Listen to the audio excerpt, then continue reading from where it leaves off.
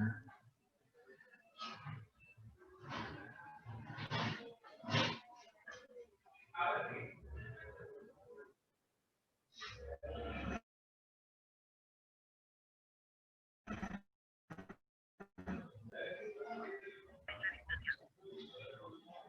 Un 5, por favor, un 5, un 5. Estoy arreglando una cosa.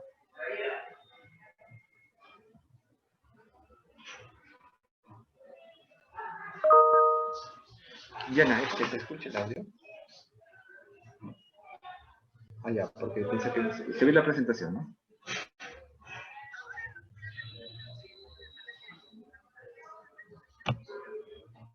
Ya, entonces sí se ve la imagen de la... Ahora sí se ve, ¿no? ¿Sí? Y se escucha el audio, ¿no? Ya, ya. Ya, perfecto. Ya. Listo, chévere, gracias. Ok, entonces vamos a comenzar ya a comprobar. Que no tengo que la pantalla se me ha puesto totalmente ya. Ok, ya sí se escucha. Muy bien, vamos a comenzar alumnos. Disculpen por la demora. Como le decía, como preámbulo, el cáncer de próstata es una patología muy frecuente en el sexo masculino. Es la primera neoplasia que va a afectar al hombre.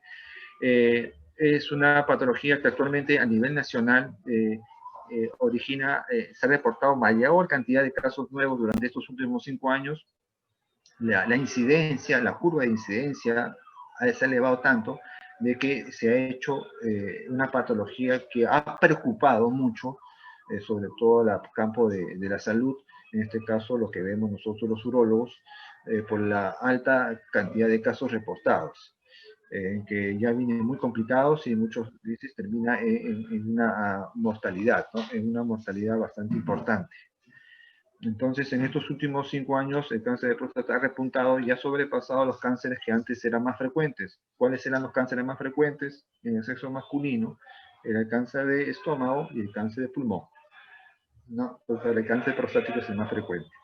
Es por eso que, como preámbulo, como introducción a la clase, hay que tener en cuenta, es importante hacer el diagnóstico de arranque, diagnóstico de inicio, porque si se hace un diagnóstico de inicio, no solamente para este cáncer, sino en general para cualquier cáncer, nuestro paciente lo podremos solucionar su problema en forma mucho más rápida, más efectiva.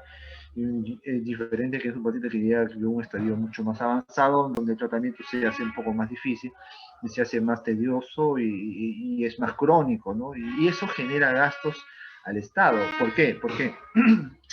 Porque si bien es cierto, este cáncer ya se ha introducido dentro del programa del FISAL. El programa de FISAL es un programa que pertenece al CIS y el Estado desembolsa plata para poder controlar los cánceres más frecuentes. Y dentro de esos cánceres más frecuentes está el cáncer de próstata. ¿Ok?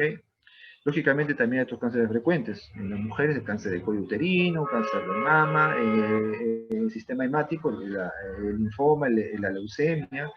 En otras patologías tenemos también otros cánceres, como el cáncer de estómago también cubre, ¿no? El cáncer de pulmón, ¿no? Muy bien, entonces vamos a comenzar con ese preámbulo.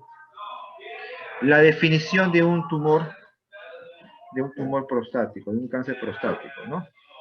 Definitivamente es un tumor que se va a originar a nivel de la glándula prostática.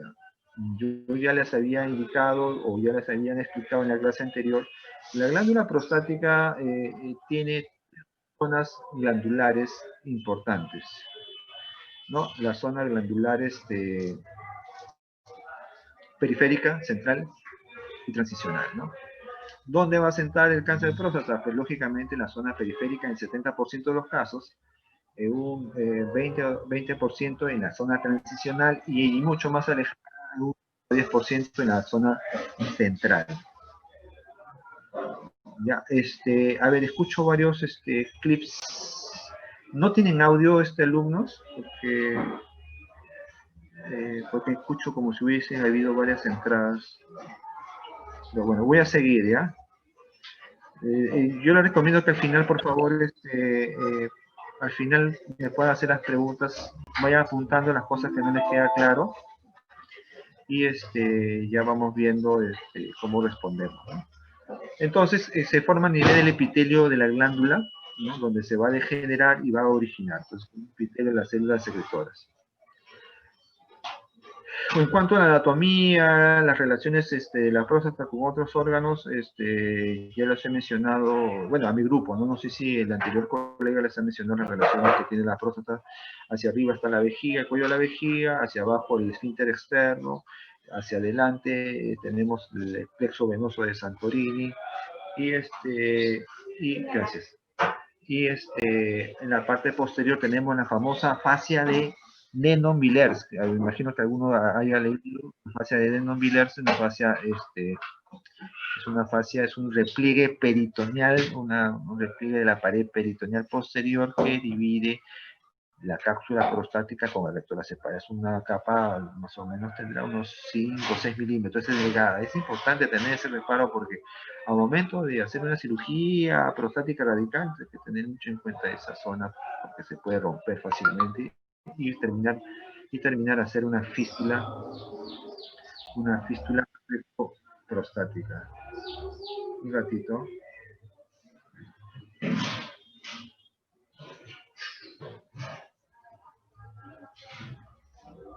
Ya, vamos a ver. Dice que hay problemas con el audio. A ver, ¿me confirma por hecho si hay problemas con el audio? ¿Se escucha bien?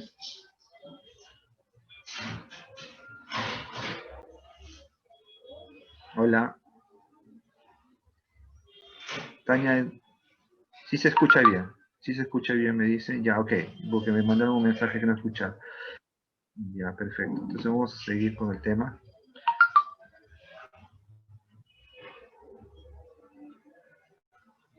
Ya. Ok, entonces vamos a proseguir con el tema del cáncer prostático. Los datos epidemiológicos.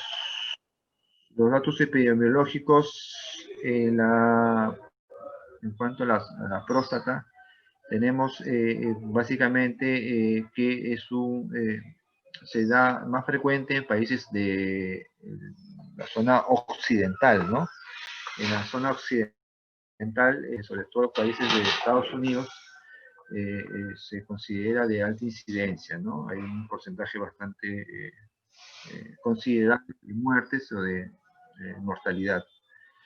En el Perú, si bien es cierto, la incidencia ha ido aumentando. Este es un cuadro epidemiológico bastante ya antiguo.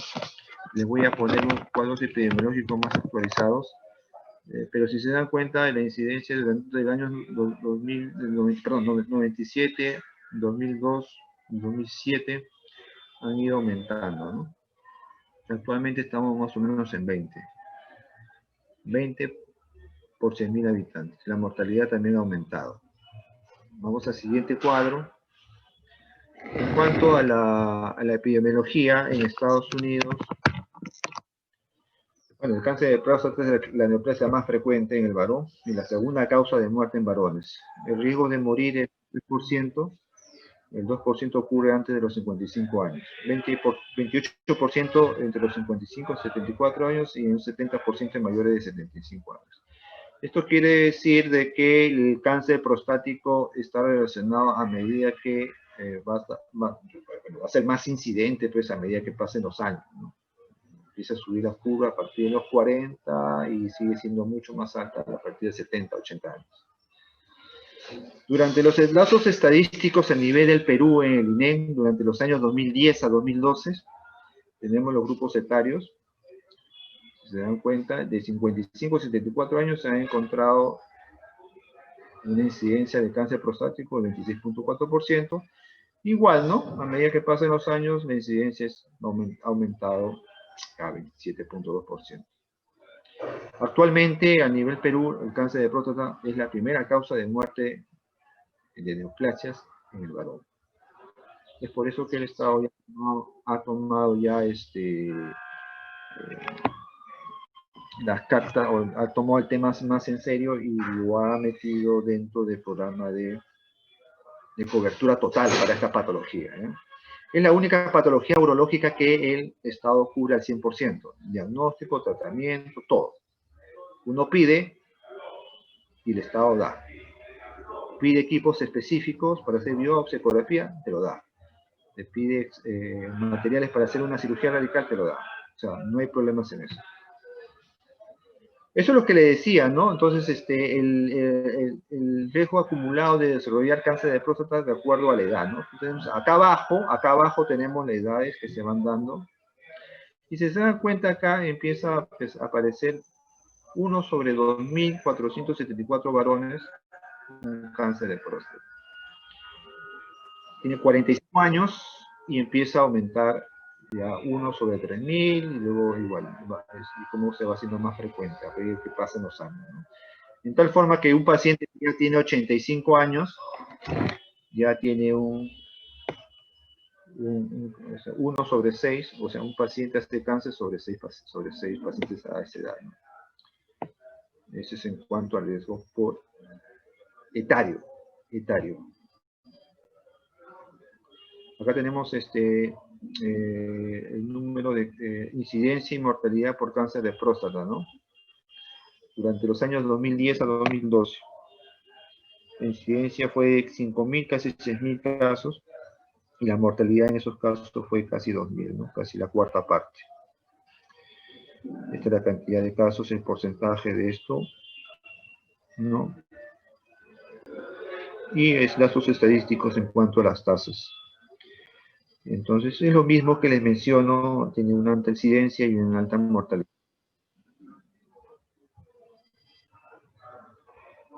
Casos nuevos de cáncer registrados en el INE durante los años 2006 a 2015 de ambos sexos.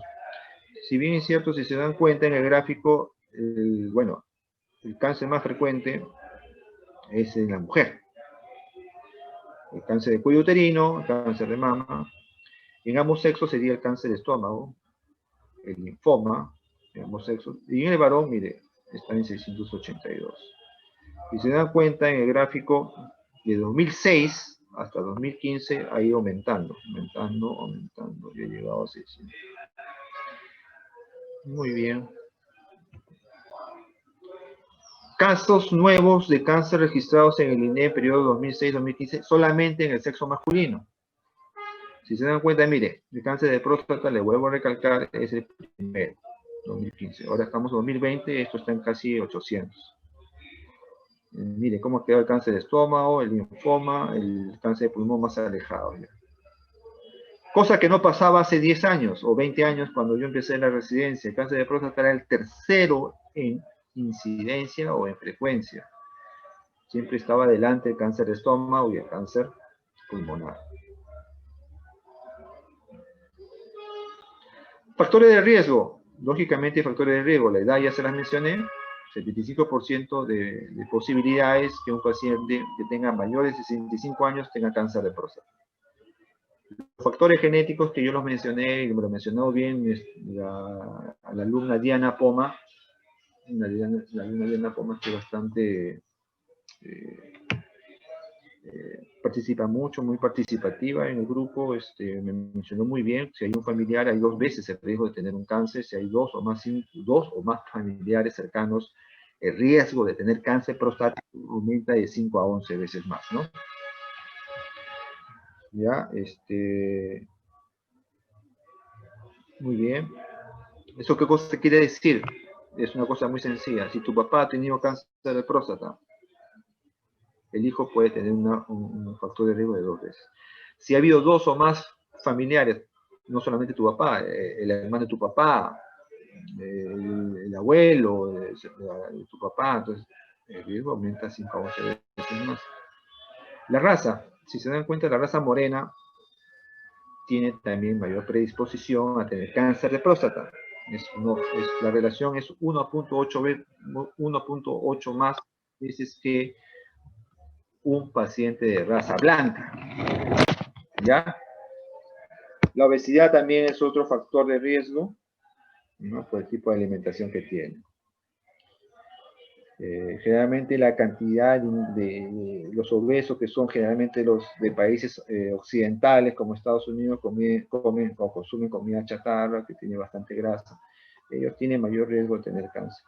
En relación a las personas que son de países orientales como el Asia, los japoneses o los que consumen más pescado, tienen menor cantidad de esos ácidos grasos. Por lo tanto, tiene menor incidencia de cáncer prostático. Entonces, sí hay una relación en cuanto al tipo de alimentación, ¿no? Hay una especie de génesis oncológica para poder originar en la grasa. La grasa originaría, pues, un tema de que se produzca un cáncer en esta zona, ¿no? En cuanto a la patología, esto es importantísimo. El 25% de los casos de la patología cancerígena prostática son adenocarcinomas, ¿no? Los adenocarcinomas son los que son los más frecuentes, los que se van a originar en mayor frecuencia, y un 5% tenemos los sarcomas, el carcinoma epidermoide y el carcinoma de células transicionales. ¿Ya? El adenocarcinoma, como su nombre indica, el adenocarcinoma es un cáncer que se origina en las glándulas, pues adeno es glándula, ¿no? En el epitelio glandular, ¿no? En cambio, el restante 5%, sarcoma, carcinoma epidermoide, carcinoma de células transicionales, se origina, el sarcoma se origina en la zona fibromuscular. Hay una zona fibromuscular dentro de la próstata, ¿no? Que está en la cara anterior. Ahí se origina el sarcoma, ¿no? El carcinoma epidermoide viene del mismo urotelio, del urotelio de la vejiga, de la uretra, ahí se origina el epidermoide. Y carcinoma de células transicionales se origina porque las células transicionales son propias de la vejiga, ¿no? Por invasión.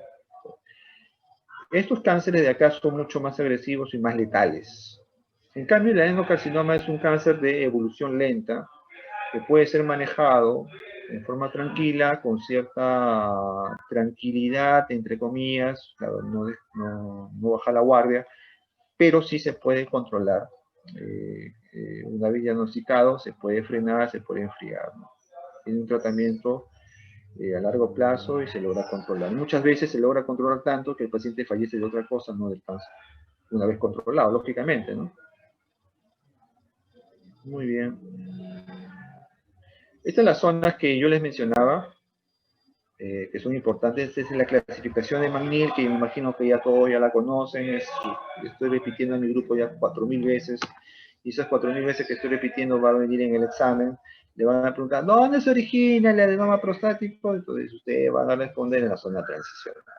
¿Dónde se origina el cáncer de próstata? En la zona periférica, que es la zona verde. La zona transicional, perdón, la zona transicional es la zona mostaza. La zona central es la que está pegada justo al cuello, la zona roja. Entonces, si se dan cuenta, la zona periférica, como le decía lo de mi grupo, miren, abarca casi toda la cara posterior. Y acá se asienta casi el 70% de los cánceres prostáticos. Esto de acá, estos porcentajes son el tamaño que es el porcentaje normal que existe, ¿no? Anatómicamente hablando. Esto no refiere a la incidencia de cáncer, no. Este es el porcentaje que ocupa la glándula. 65% de la glándula está formada por zona periférica. 15 a 20% de la glándula está en la zona central. Y 10 a 15% en la zona transicional. Pero cuando hay un cáncer, se ubica en la zona periférica, pero esto aumenta. Esto es 70%. No está acá, pero es un 70%. Luego, en segundo lugar, donde asienta el cáncer, está en la zona transicional, que viene a ser más o menos un 20%. 20 pues sí, más o menos un 20%. Y más raro es en la zona central. La zona blanca que ven acá delante de la próstata es la zona muscular. Generalmente no asientan los tumores, ¿no? Ok, eso es importante saber. Entonces seguimos. La prevención. Sí, se ha hablado esto de prevención en cuanto al uso de consumir ciertos alimentos, sobre todo los que son vegetarianos o comen con comida vegetariana. Es importante recalcarles ahí, es importante porque tiene mayor incidencia. El uso de vegetales crucíferos como la col, el brócoli, el repollo, tienen cierto efecto protector porque se consideran antioxidantes. el uso de tomate, que tiene un antioxidante bastante importante, que es el licopeno.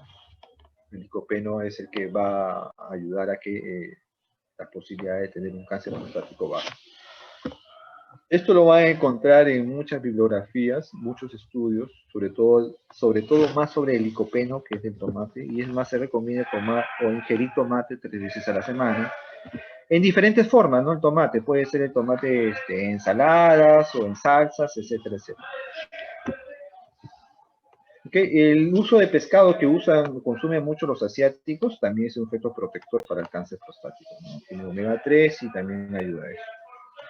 En cuanto al tema de que el consumo de vitamina D, el tocoferol, el selenio, en un primer momento, hace muchísimos años, yo me acuerdo que eso era una boga, decían, sí, hay que consumir vitamina D para que no te dé, para prevenir cáncer de próstata o problemas prostáticos. Pero lamentablemente con los años eso ya se ha descartado, no tiene ningún efecto benéfico.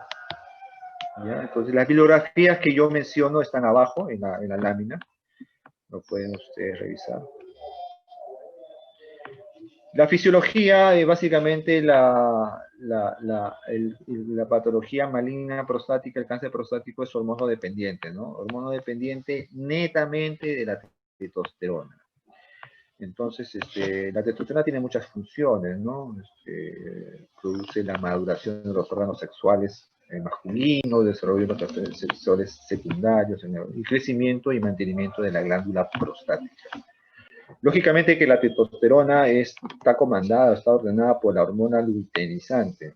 La hormona luteinizante está comandada por la hormona liberadora de hormona luteinizante, que está a nivel de la hipófisis, ¿no?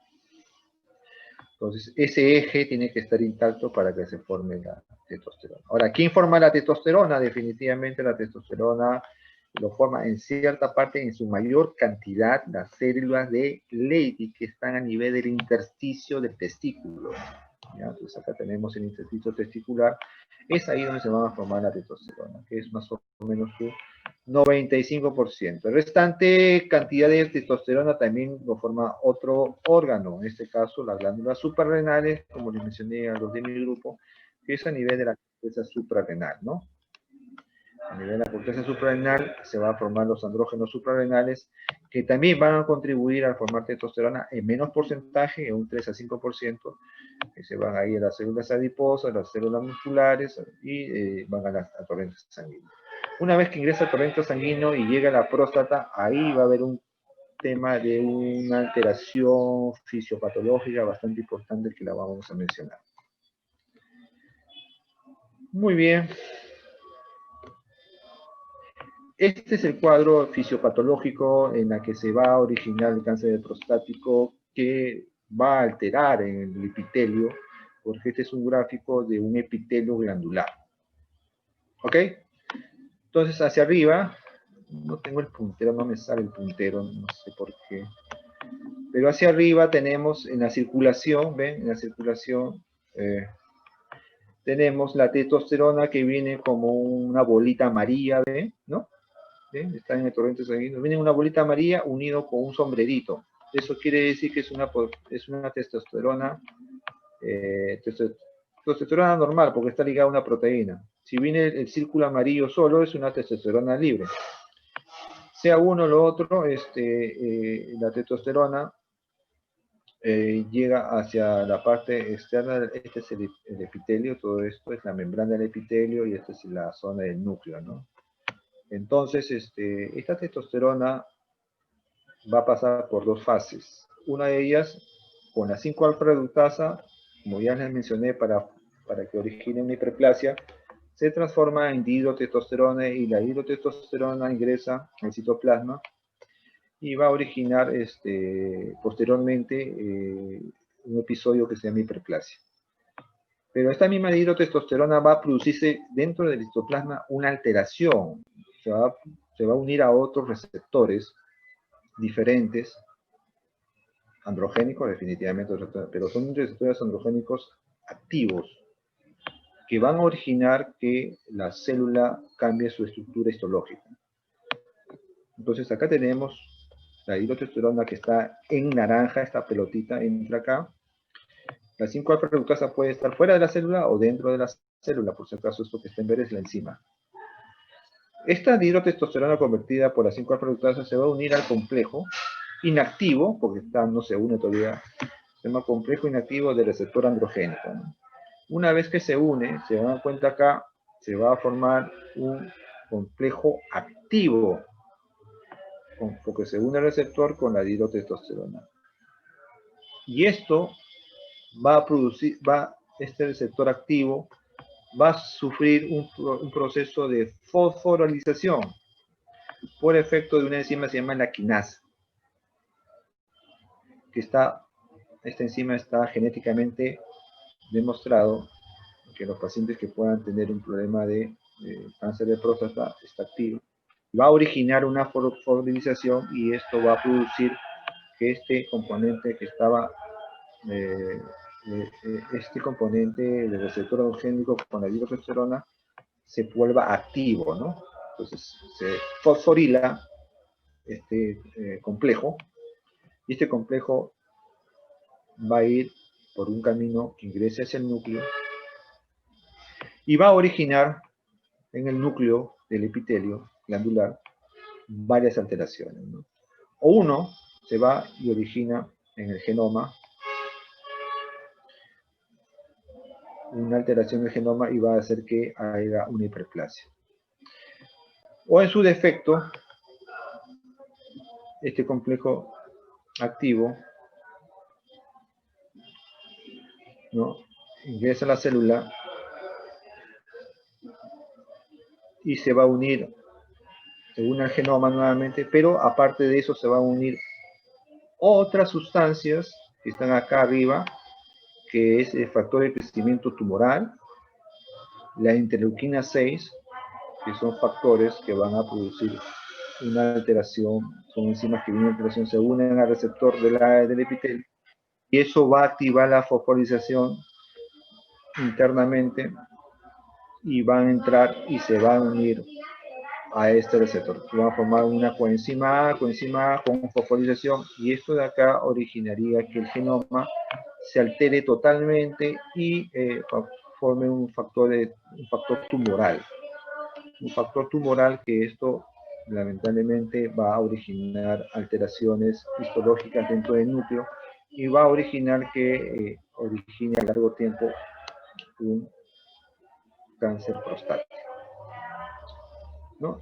Ahora, este complejo también puede ir al otro lado a formar más PSA, ¿no? Porque acá se dan cuenta que el PSA empieza a elevarse, ¿no? También por un efecto de transcripción, o el RNA mensajero se transporta hacia afuera y esto origina que el PSA empiece a elevarse.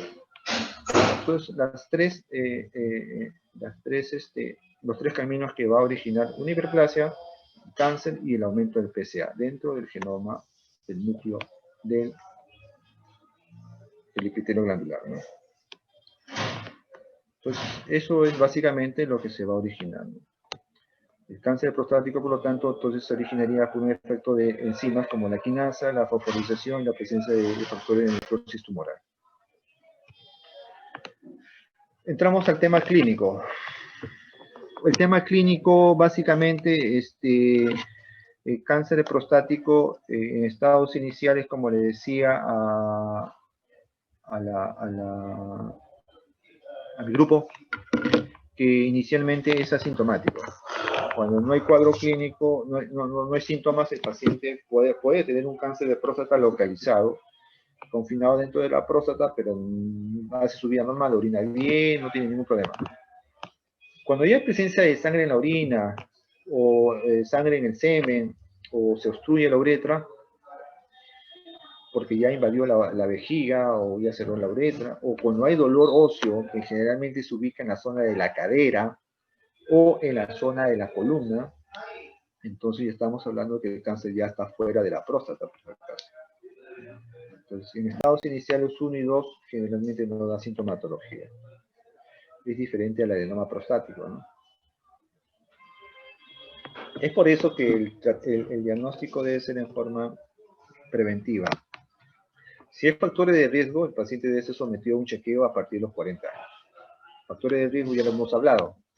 Y si no tiene factores de riesgo, debe ser a partir de los 45 años.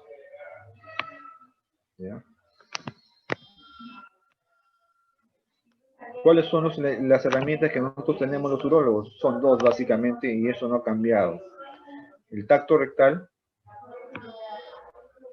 El tacto rectal forma parte del examen o la consulta médica ambulatoria, forma parte del examen físico, por lo tanto no tiene un costo adicional, no hay un costo adicional, por eso se dice que es barato.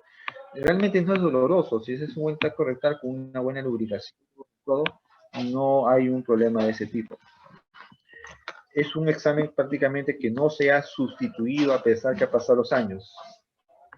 Ya no se ha sustituido, se mantiene en boga, es importante, tiene muy alta sensibilidad y especificidad, y es importante. Tiene para mí realmente, y no solamente para mí, sino para los demás colegas, para hacer un buen diagnóstico de patología prostática, es una herramienta que pesa más que el PSA definitivamente. Esas son las edades en las que debe uno hacerse el chequeo, ¿no? Esto acá pone 50 años, pero ya bajó, ya eso es 45, cuando no tiene factores de riesgo. Cuando hay factores de riesgo, sí, a partir de los 40. La sensibilidad y especificidad del tacto rectal es esta, es algo alta, importante, pero puede haber zonas que uno puede engañarle, ¿no? Zonas de infarto, que se puede poner una zona dura, cálculos empotrados, nódulos de hiperplasia, que pueden atribuirse erróneamente al cáncer, ¿no? Pero eso sí, como cuestión protocolar, si tenemos un tacto rectal anormal, necesitamos que el paciente sea sometido a una biopsia, sí o sí. Tacto rectal anormal es igual a biopsia. La otra herramienta que tenemos es el antígeno prostático. Eso es una discusión que hemos hecho en la práctica con nuestros alumnos. Muy bien, han puesto bueno, la mayoría ha hecho su comentario muy buenos sobre el PSA. El PSA, el único órgano que forma el PSA es el epitelio glandular prostático. La próstata es el único órgano que forma PSA, no hay más órganos. Por lo tanto, se dice acá abajo es órgano específico, pero no es cáncer específico porque tiene muchas fallas. Es una gamma seminoproteína o una proteína que es formada por el epitelio glandular y se va a liberar ahí. Como hemos visto en el gráfico anterior, tiene que ver mucho el efecto de la testosterona para producir una alteración genómica a nivel del ADN del epitelio. Sí, si hay una pregunta, por favor, sea al final, para no estar cortando, porque como tengo la pantalla completa. Ok. Lógicamente que el PSA tiene un punto de corte, ¿no? El punto de corte de un PSA es de 0 a 4. Eso es lo convencional. Aunque van a ver ustedes alguna bibliografía de que el PSA puede cambiar de acuerdo a la edad, ¿no? En algunos pacientes que tengan 70, 80 años, el PSA puede llegar hasta 6 o 7, ¿no? Podría ser, pero son datos que hay que tener en cuenta. Pero normalmente se considera de 4 a 10. Si el PSA llega a mayor de 10, hay un 50-80% de tener riesgo de cáncer prostático. Eso es importante. El riesgo aumenta si el mayor de 10. Eso quiere decir que el PSA es mayor de 10, el paciente, según el protocolo que vamos a ver después, va a tener que ser sometido a una biopsia prostática.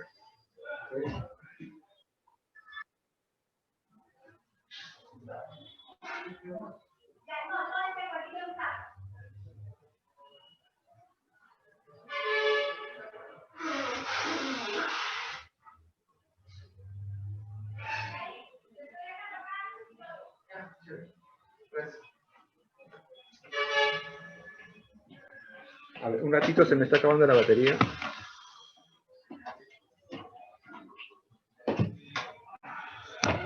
Ahora sí, se me estaba acabando la batería. Entonces, ahora, si entramos a un tema que se llama índice de PCA. El índice de PCA, como mencionaron en mi grupo, lógicamente es que se aplica cuando el PCA está entre 4 a 10, ¿no? Se llama zona gris del PCA o zona dudosa. Entonces ahí podemos hacer este índice PCA, donde dividimos el PCA total sobre PCA libre, ¿no? Si es menos de 20% tiene mayor riesgo de tener cáncer. Si es mayor de 20%, la posibilidad de tener cáncer es baja, ¿no? Ya, eso aplica el índice cuando el PCA está de 4 a 10. Pero bueno, el PCA puede elevarse por varias cosas también, ¿no? Como su nombre indica, no es tan específico. Puede elevarse cuando hay infección urinaria, prostatitis, el paciente usa sonda en forma crónica, también se puede elevar el PCA, entonces hay que tener en cuenta varios factores, ¿no? La velocidad de PCA cuando aumenta de 0.75 por año, aquí se considera como otro factor de riesgo para cáncer. Muy bien, seguimos. Esto es lo que le decía de la ecografía transrectal que vimos en el caso clínico, que todos han visto, me imagino. Me olvidé poner las imágenes, pero acá estas son las imágenes. Cuando uno sospecha de un nódulo hipoecogénico, que quiere decir que es una zona más oscura, no es patognomónico por el caso, pero puede ser sospecha que sea un cáncer de próstata. Entonces, acá tenemos abajo, hacia la izquierda, toda la próstata, y hacia abajo tenemos un pequeño nódulo, casi en la zona del recto que está abajo, hay una zona hipoecogénica que es oscura, ¿no?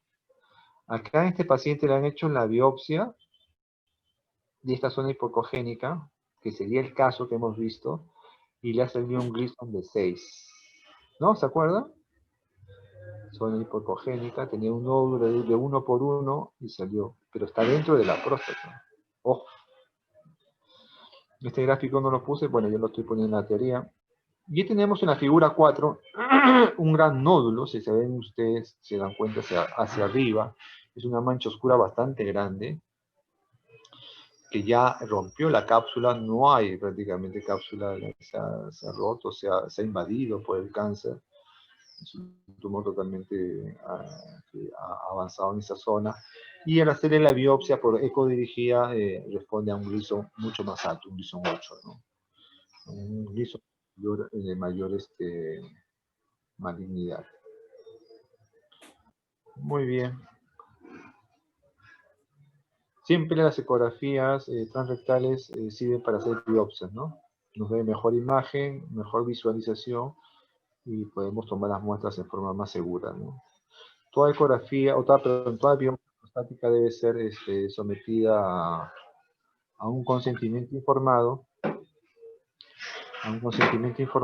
para que el paciente sepa sus riesgos. Porque hay riesgos, ojo, siempre hay riesgos para hacer biopsia. Si bien es cierto, la biopsia prostática es un procedimiento, se hace en forma ambulatoria, ¿verdad? Que necesita un tipo de preparación especial. ¿Ok? Un tipo de preparación especial. ¿Te pido taxi? ¿Alguien tiene el audio prendido? Con cuidado, por favor, ¿ya? Por favor, si tiene el audio prendido, lo puede apagar. Entonces, no, es Harvard. Entonces, ¿qué iba a decir? Ya, entonces hay que preparar al paciente para hacer la biopsia. Entonces, ¿qué cosa se prepara? Se coloca un enema evacuante, viene en ayunas, se le da tratamiento antibiótico profiláctico con anaerobios, porque se hace el pinchazo a nivel recto, ojo, es una ecografía transrectal, ¿no? Entonces, para gram negativos y para anaerobios, ¿no? Se prepara con esos antibióticos unos 3 días antes y se le hace el procedimiento. Este es en la biopsia prostática, tenemos el traductor largo, ¿no?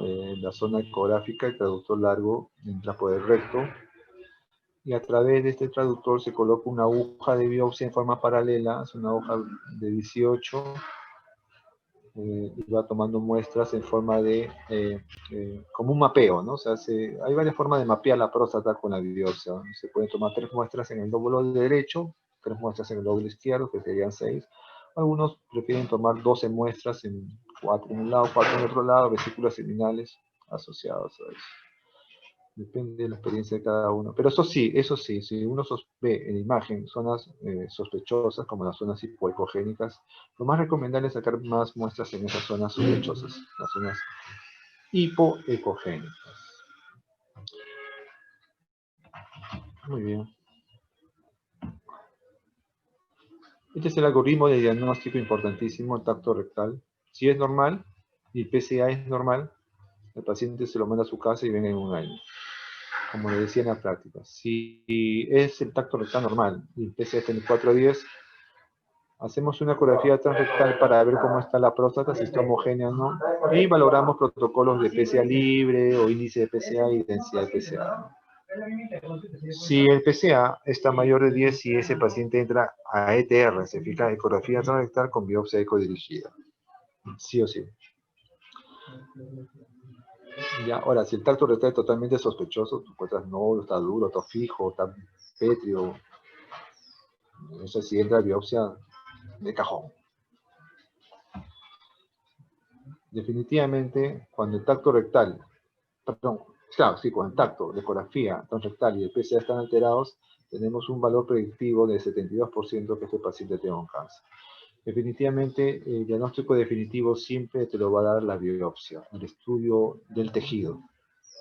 Con el diagnóstico del tejido recién decimos que este paciente tiene cáncer. Y este diagnóstico definitivo, según el reporte de patología, es importante para sustentar en el seguro de salud integral del ministerio para que el paciente ingrese inmediatamente a cualquier forma de tratamiento para solucionar el problema. Una vez que hacemos la biopsia, lógicamente que el patólogo, este es un tema patológico de histopatología en que el patólogo nos tiene que reportar qué tipo de Gleason tiene que haber. Estos son los grados estructurales de alteración del 1 al 5. ¿Cuáles son los patrones que se van a alterar? Miren, si se dan cuenta, el 1 no tiene mucha alteración, el grado 2 empieza a distorsionarse más las células epiteliales, el grado 3 mucho más, hacen hipercrómicos los núcleos, el grado 4 mucho más, el 5 mucho más severo. Para el Gleason se toman 2 patrones, no se toma solamente uno. Entonces, ¿qué cosa quiere decir? Si nosotros tomamos 12 muestras de biopsia, sacamos pedacitos de biopsia por ecografía transrectal. Entonces, vemos los patrones más representativos, o sea, los que tienen mayor alteración estructural, y esos 2 patrones se suman. Es una suma de 2 patrones más representativos. Es por eso que el Gleason va de 2 a 10, nunca va del 1 al 10. Se toma 2 patrones, de 2 al 10. Entonces, esto es lo que trato de decir, ¿no? Bueno, esto es una descripción nuevamente de las glándulas, cómo se van alterando. Pueden leer cómo se van distorsionando. Como les decía, va de 2 al 10, ¿no? Entonces, porque se toman las 2 zonas más comprometidas. Cuando de 2 a 4 es de escasa agresividad, ¿no? Crecimiento lento y por lo tanto de mejor pronóstico. Si el Gleason viene de 5 a 7, como mencionamos en el caso, tenemos un Gleason intermedio, ¿no? De agresividad intermedia. Y si entre 8 y 10, sí es de alta agresividad y peor pronóstico. Esto es importante porque con este Gleason también podemos plantear qué tipo de tratamiento le podemos dar al paciente, ¿no? Si es un Gleason de alta agresividad, el paciente tiene que estar en observación permanente, independiente del tratamiento que se le pueda dar, ¿no? Porque tiene una alta agresividad, ¿no? Muy bien. Ay, perdón, se me pasó. Lógicamente que cuando uno hace una biopsia prostática a veces es un poco difícil mapear toda la próstata. Puede pasar de que se nos pase alguna zona más sospechosa que otra y se subestadie el Gleason, ¿no? Entonces, si nos sale Gleason 5 o 6 bajos, en el momento de operarlo, pues con toda la pieza en la mano y mandar a la patología, te dicen que el Gleason era de 8. Eso pasa muy frecuentemente. Entonces, eso es importante que el paciente sepa. A veces hay limitaciones en hacer el score de Gleason en el momento de hacer la biopsia, ¿no? Esto es lo que trata de decir esto. Esta es la progresión de la enfermedad. Estuvimos hablando en la práctica sobre neoplasia intraepitelial, que es una lesión premaligna, no es un cáncer, es una lesión premaligna que puede originarse en la glándula prostática.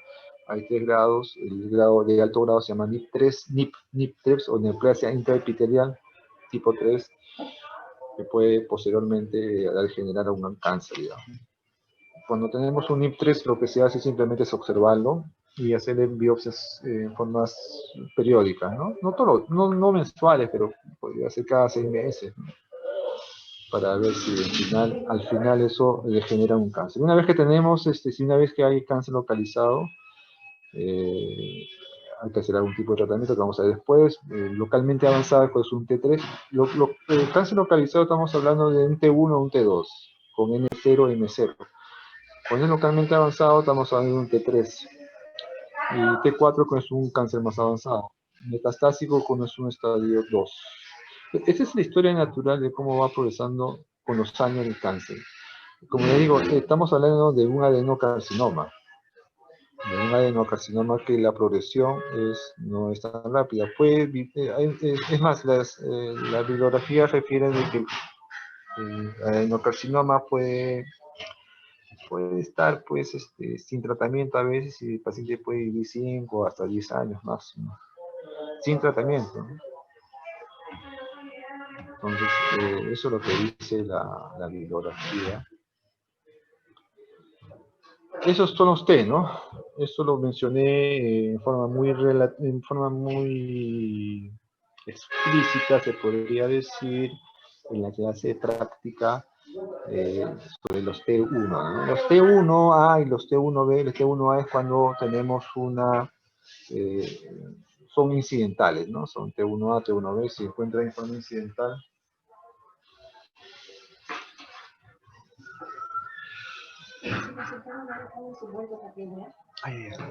Gracias. Ya, disculpe, justo estoy en consultorio. Bueno, el T1A es cuando encontramos y hacemos un RTU y encontramos, como ven en las manchas verdes estas, son los pedazos de próstata que hemos sacado por RTU y encontramos menos del 5% de la muestra es cáncer. Menos del 5% de la muestra resecada es cáncer. El T1B es cuando es mayor de más del 5% de la muestra resecada por la cirugía endoscópica es cáncer. Lógicamente que estos dos primeros T1A y T1B, el paciente pues ni siquiera tiene un tema de molestia, posiblemente su tacto rectal ha sido normal, y su PSA también ha sido normal, ¿eh? Por si acaso. Son incidentalomas en T1A y T1B. El T1C ya tenemos que un paciente tiene un PSA alto y se ha hecho una biopsia la biopsia salió positiva, ¿no? T1C. El T2A y el T2B. El T2A es cuando hay un pequeño nódulo, pequeño, menos de 1 centímetro, en un lóbulo.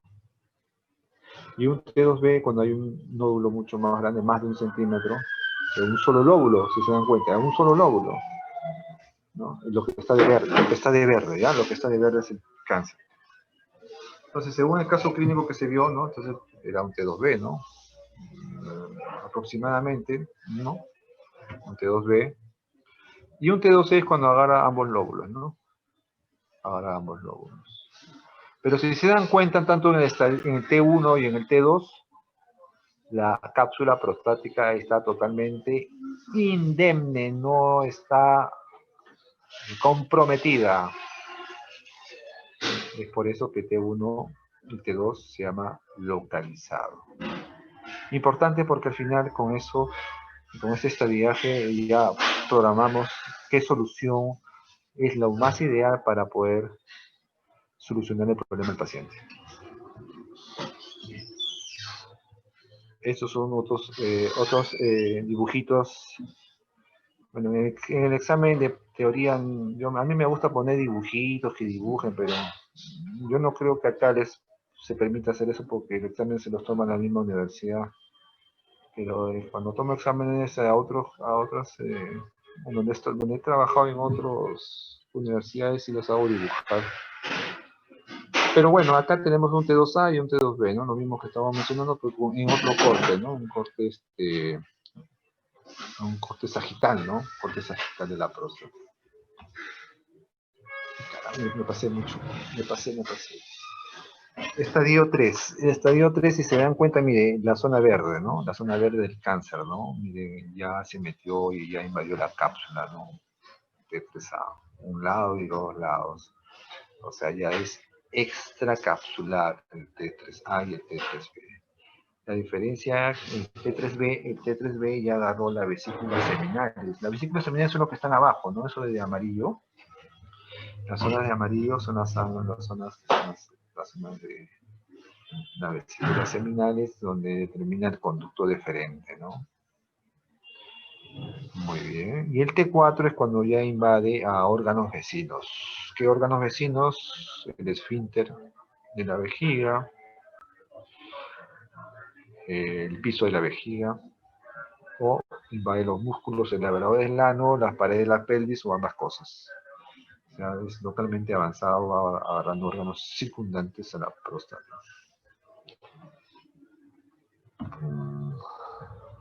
Igualmente acá tenemos un gráfico igual, un corte sagital del T3B. Si se dan cuenta, pregunta de examen, ¿qué es el T3B? Es un cáncer de próstata extracapsular que ya agarró vesículas seminales. Eso siempre preguntan en la San Martín, creo. El T4 ya es un cáncer que ya agarró pues, parte de los músculos elevadores del ano, de la fascia de Denon-Villers y toda esa zona. Okay. La otra zona de metástasis, o la zona que va a poder diseminarse el cáncer de próstata, son a nivel de sus ganglios regionales, ¿no? Sus ganglios regionales, como bien me indicó nuestra amiga nuevamente Diana Poma. Diana Poma, sí, así se llama. Muy bien, nos explicó, los ganglios, las estaciones ganglionares son así, ¿no? Que tenemos la próstata abajo en el dibujo y lo que está de verde, es el primer ganglio, la primera estación ganglionar, que es el ganglio obturador. Luego tenemos más arriba lo de amarillo, las bolitas amarillas son los ganglios, los ganglios ilíacos internos. Los ilíacos externos también son comprometidos, pero más los ilíacos internos. Y luego va subiendo y se van a los presacros, que son verdes más intensos. Luego la zona de ilíaca común, y vamos subiendo hacia la zona paraórtica, ¿no? Entonces los ganglios son, en este caso, ya llegan a ser retroperitoneales. Van al costado de los grandes vasos, ¿no? En este caso la aorta. Es así como sube. ¿Y por qué es importante los ganglios? Porque con los ganglios tenemos que, como puede haber metástasis, segundo, podemos planificar si mientras hacer la cirugía hay que hacer un linfadenectomía, o sea, que hay que decir un vaciamiento ganglionar, ¿no? Dependiendo del caso. La metástasis MX, metástasis no clasificada, M0 sin metástasis, y M1 metástasis al linfático, como ya mencioné, a huesos o a otras localizaciones. La metástasis, y tanto la metástasis como la observación de ganglios se hace definitivamente con la tomografía abdominopélvica, ¿no? Tomografía abdominopélvica.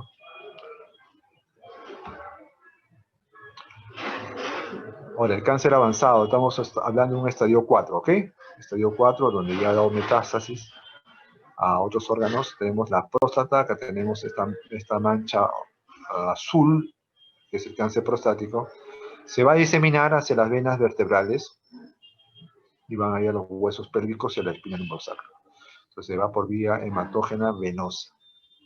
Si es por vía hematógena, o sea, por vía sanguínea normal, ¿no? Se va hacia los pulmones. Entonces, si va hacia pulmones, por vía, definitivamente por sangre, por vía sanguínea, ¿no? Si se va por cadena linfática, se va por los ganglios que ya mencionamos. Si se va a la uretra, se va por la uretra y se va a veces hasta la vejiga y produce hematuria. Cuando hay hematuria, estamos pensando que el cáncer ha invadido ya vejiga. Y también puede ser diseminarse a tejidos directamente cercanos a la próstata, ¿no? A vesícula seminal, vejiga, recto. Son órganos ya cercanos a la próstata, ¿no? Vejiga, recto, pubis. ¿no? Entonces, es así como se presenta cuando hay metástasis a distancia y cercana. Lógicamente, la TEN abdominopélvica nos ayuda a ver si hay diseminación metastásica o infiltración en otros órganos. Y segundo, ver cómo están los ganglios. Lógicamente nos va a ubicar los ganglios para hacer buen estadiaje. Si bien es cierto, la mamografía ósea, como bien me respondieron en la práctica, es para ver zonas osteoblásticas, ¿no? Que son las zonas de metástasis. Aplica generalmente cuando el Gleason está mayor de 7, o sea que si tenemos un Gleason de 8, 9 o 10, debe hacerse una mamografía. O en su caso, cuando el PSA es demasiado alto, llega a más de 15 o más de 20. En esos dos factores se debe hacer una mamografía ósea. ¿Y cómo se va a ver la mamografía ósea? Se va a ver zonas oscuras, ¿no? De osteoblásticos. Como vemos acá en la primera imagen, esa zona negra ha comprometido la columna lumbar y parte de los huesos de la cadera. Ya.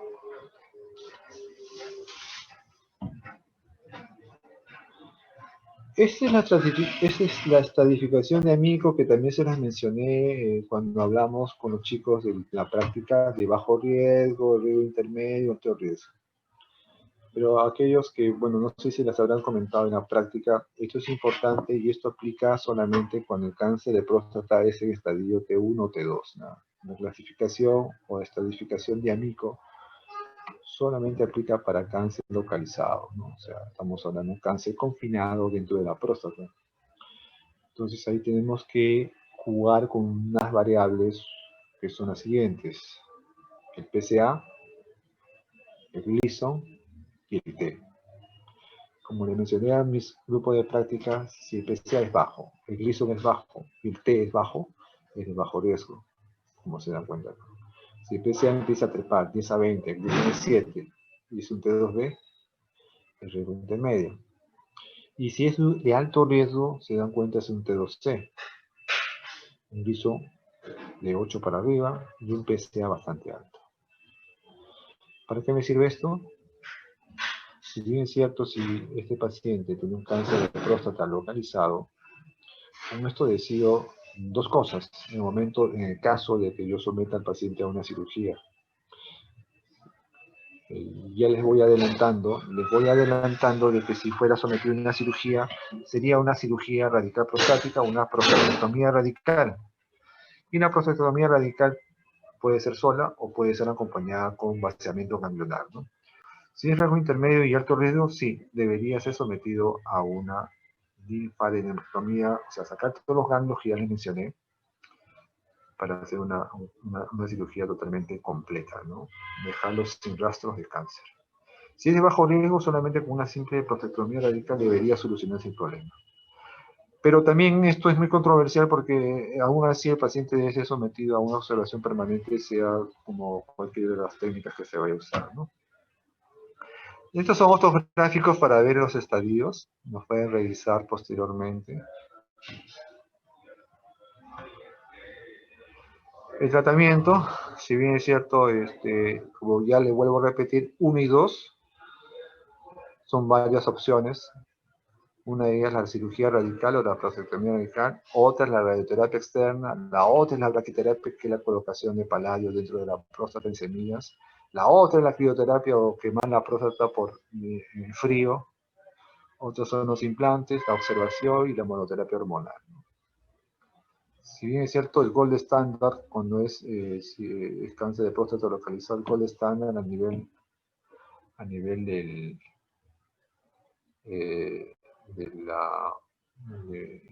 los urólogos en general es hacer la prostatectomía radical, ese gold standard. En caso de que no aplica, el paciente no pueda ser operado por X motivos, tenga problemas de riesgo, ¿no? En este caso, problemas cardíacos o problemas de cualquier otra índole, entonces se puede usar las otras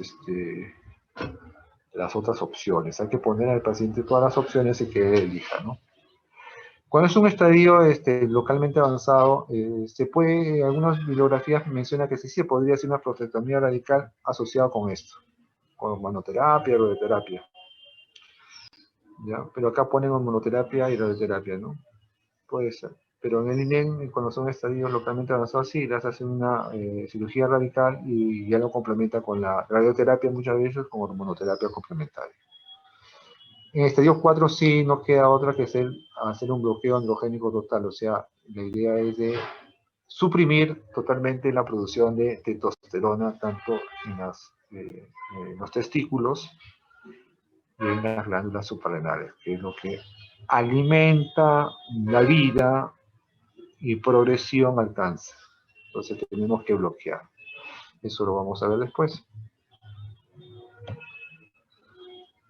Estamos igual y regresamos a la clasificación de Amico. La clasificación de Amico, nuevamente, que no sé si le vendrá en examen, pero esto es importante saberlo, ¿no? Como siempre, cáncer localizado, ¿no? Estadio T1, T2 o estadio 1 y 2. Bajo riesgo, solamente una cirugía radical se acaba el tema. También la radioterapia, igual la braquiterapia, son las otras opciones que sea, bioterapia, termoterapia. A nivel Perú solamente hacemos las tres primeras, la radioterapia en INE y braquiterapia en INE. La cirugía radical cualquier hospital del tercer o cuarto nivel lo hace. También la radioterapia en hospitales de cuarto nivel, tal vez seguro social, también hace. Braquiterapia no sé, braquiterapia sí sé que lo hace en neoplasias. ¿Qué cosa es la braquiterapia? Pues colocación de semillas de paladio dentro de la próstata, como se dan cuenta, estos que están azul como semillitas se van introduciendo con una aguja especial dentro de la próstata, y el beneficio de esto es que la cantidad de centigrays o radiación que vaya a recibir la próstata lo va a captar estas semillas y va a mantener activo esa radiación y va a matar las células neoplásicas. Entonces, en cambio, la radioterapia se usa mayor cantidad de dosis de centigrays, en la que sí puede producir problemas de cistitis, hemorroides, sangrado rectal, etcétera, que porque, bueno, irradia todas las zonas circundantes de la próstata, ¿no? Y puede haber complicaciones.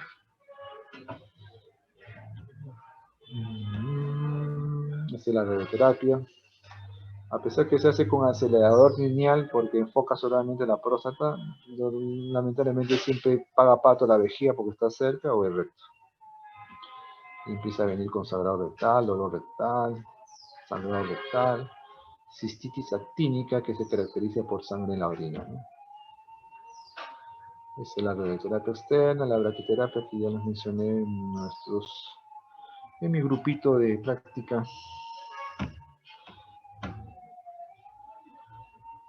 Ahora, lógicamente, si es un cáncer localizado de alto riesgo, como ya les mencioné, hay que hacer un vaciamiento ganglionar. Por eso dice más linfadenectomía radical, ¿no? Se saca todos los ganglios que están ahí, ganglios ilíacos internos, se van hasta los sacros, ilíacos externos. Se tiene que sacar todos esos ganglios hasta arriba. La otra posibilidad es la radioterapia o el tratamiento hormonal con antiandrógenos o análogos de la ALH. Es otra posibilidad. El gol estándar para el cáncer de próstata localizado es la cirugía radical. Lógicamente que esta cirugía aumenta la expectativa de vida en más de 10 años al paciente, ¿no? Se le saca todo el cáncer, ya no hay evidencia de cáncer. De paciente ser totalmente un paciente ideal que no tenga mayores factores de riesgo. Hacer un buen consentimiento informado, porque si bien es cierto, esta cirugía es buena, pero da unos casos complicaciones posteriores, o sea, complicaciones postquirúrgicas. La linfadenectomía ya la mencioné, en qué caso se hace según la clasificación de Amico, eso no le voy a dar más bola. Estas son las complicaciones de la cirugía radical prostática que ya la mencioné en mi grupo, cuando estuvimos hablando sobre este cáncer localizado de próstata. Miren, 80% de disfunción sexual, ¿no? ¿Por qué la disfunción sexual? Porque las bandeletas nerviosas que van a formar el nervio dorsal del pene pasan a ambos lados de la glándula prostática, bien cerca a la cápsula prostática, en la cara lateral. Entonces, al momento de disecar o sacar la próstata, como son filetes muy delgaditos, se los va a llevar. Es bastante alto. Y el otro porcentaje alto es la incontinencia urinaria. ¿Por qué la incontinencia urinaria? Porque al momento de sacar la próstata a nivel de la uretra, o sea, a nivel del esfínter externo, que está muy cerca del veno montano, el tumor puede llegar hasta esa zona. Entonces, con idea siempre de sacar todo el tumor, porque ese es el objetivo. A veces se puede dañar algunas fibras del esfínter externo, que es el esfínter que te da la continencia, y el paciente termina con incontinencia mucho tiempo, ¿no? Tiene que hacerse el tratamiento a veces dan tratamiento hasta de ejercicio de Kegel, o si la incontinencia es muy severa ya llega hasta hacerse un esfínter artificial, hay que poner un esfínter artificial, ¿no? La briqueterapia tiene menos porcentaje de complicaciones, como ven acá, impotencia es poca. La deprivación androgénica o el bloqueo androgénico total, los andrógenos y la testosterona, entonces da sofocones, el famoso FLARE, ginecomastia en bajo porcentaje, impotencia también bajo. Muy bien. Ya estamos acabando el tratamiento para cáncer avanzado. Estamos en un estadio en la que el paciente está en un estadio 4, posiblemente con ya invasión de órganos vecinos, columna, ¿no? Estadio 4, entonces hacemos el bloqueo androgénico total, que la finalidad es suprimir la producción de testosterona, ¿no? ¿Y cómo suprimimos la producción de testosterona? Tenemos que suprimir la testosterona que se forma a nivel del testículo y suprimir la testosterona que se origina a nivel de las glándulas suprarrenales. ¿Cómo suprimimos lo que se produce a nivel del testículo? Pues fácil, pues, de sacar los testículos. Eso es quirúrgico, eso se llama castración quirúrgica. Orquiectomía bilateral, con eso le quita la testosterona al 95%. Que para mí es lo más fácil y lo más sencillo. Pero como ahora el FISAL ya te cobra todo, entonces y hace convenios con las farmacias y las ampollas de agonistas de ALH que bloquean la ALH para que no produzca testosterona, son muy costosas, ya pues el Estado gasta en eso, ¿no? El Estado gasta en eso. Muy bien, el otro efecto también son los estrógenos que actúan sobre la... no se usan los estrógenos actualmente porque da muchos problemas de trombosis. Antiguamente, cuando yo empecé a hacer la residencia, me acuerdo que los jefes usaban estrógenos para cáncer. Y eran muy buenos los estrógenos, ¿no? Bloqueaban totalmente la LH, ¿no? Bloquean muy bien, el paciente iba muy bien, ¿no? Pero los efectos indeseables son el tema de la trombosis, ¿no? La trombosis. Y el tema de la ginecomastia, porque sí que produce una ginecomastia brava, demasiado. Lo que actualmente se utiliza, aparte de la castración que puede ser quirúrgica o farmacológica, son los famosos antiandrógenos. ¿Por qué andrógenos? Los antiandrógenos tienen que estar siempre asociados a la castración, ¿no? Los antiandrógenos tienen con finalidad de bloquear la testosterona que viene de las suprarrenales. Y son de dos tipos, los esteroideos y los no esteroideos. Lo que más se usa, anteriormente se usaban muchos esteroideos, pero los esteroideos no eran no bloqueaban bien el receptor, no hacía una función al 100%. Lo que se usa actualmente son los no esteroideos, que son la bicalutamida, la flutamida, ¿no? La nilutamida, que se da a vía oral en pastillas y tiene mejor efecto, menos efectos secundarios. También se da en forma permanente, ¿no? Entonces, la suma de antiandrógenos y castración se llama bloqueo androgénico total. También hay antagonistas de LH, son otros fármacos que han salido nuevos, que tienen menos efectos colaterales, ¿no? Como es el Digerelix. Y como les mencionaba en mi grupo de práctica, también hay un tema de bloqueo androgénico intermitente. Esto se aplica solamente en el caso de que el paciente vaya bien con el tratamiento de bloqueo. Después suprimir el tratamiento un tiempo y nuevamente reiniciarlo. Si no va bien, llega a un tema que ustedes habrán leído que se llama resistencia a la castración, ¿no? O el tratamiento de bloqueo androgénico. Entonces ahí ya entra el tema de que el paciente tiene que ser sometido a un tema de quimioterapia.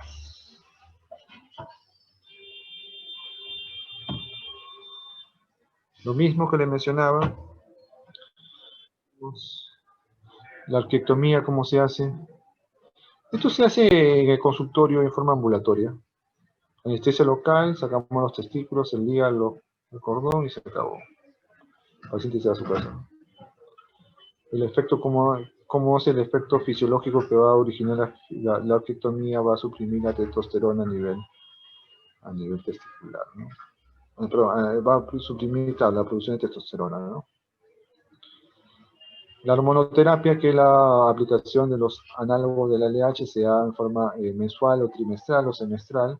Tenemos muchos medicamentos ahí. Usamos más la triptorelina. No usamos tanto la leuprolide porque tiene muchos efectos adversos. Usamos más la triptorelina, que es más específico. Tiene con la finalidad de bloquear la producción de la LH y por lo tanto ya poco a poco se va agotando la testosterona. Ya no hay testosterona. Siempre la hormonoterapia va asociada a los antiandrógenos, porque la hormonoterapia solamente bloquea, como le vuelvo a repetir, la producción del testículo. Estos son los antiandrógenos, los más comunes. Los esteroideos que ya les mencioné, la biculotamida, glutamida, nilotamida, que son todos en vía oral. Y los esteroideos que no son muy específicos, muchos no se usan. Se usaban antiguamente hace 10 años, ya no se usan. Y los agonistas de LH, como ustedes ven, leuprolide, lupron de POG, hay varios tipos. Y la triptorelina, que tiene menos efectos adversos, ¿no? Como agonista. Usamos más esto, el seguro integral nos da bastante triptorelina, de 3.75 a 11.25 dosis mensual o trimestral. Tiene menos efectos adversos que un leuprolide. Bueno, creo que eso es todo. He tratado de hacerlo de forma más sucinta. Yo no sé, no me digas, como he estado en pantalla completa, no he visto. A ver, ¿quiénes son?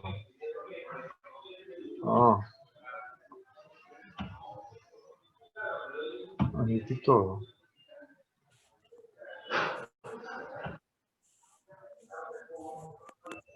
¿Tienen audio? Sí, doctor.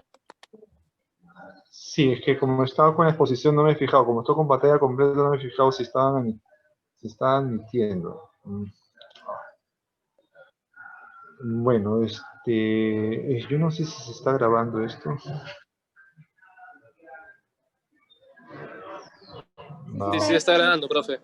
Ya, gracias. Es que, a ver, es que para mí usar Zoom es la primera vez. Yo no uso Zoom, uso Blackboard. Siempre me he usado Blackboard, pero este es bueno, dice que es más fácil, pero es la primera vez que uso. Entonces, si está grabando, perfecto, mejor todavía. Entonces es lo que me interesaba más. A los que no admití, ya los admití recién, ¿no? Me imagino. No se escucha, padre. Bueno, ¿tienen alguna pregunta? Pueden activar su micrófono si que desea algo que les queda no claro. No sé, alguna duda.